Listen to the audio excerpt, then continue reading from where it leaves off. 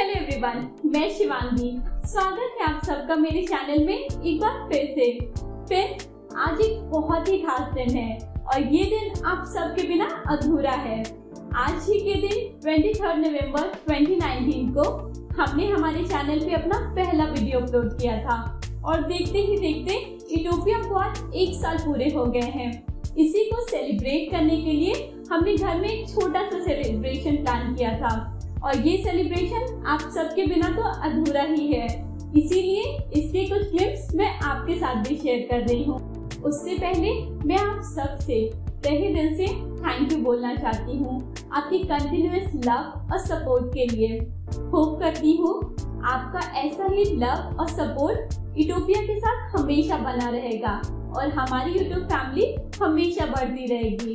तो चलिए हम सब मिलकर देखते हैं इस सेलिब्रेशन के कुछ ग्लिम्स।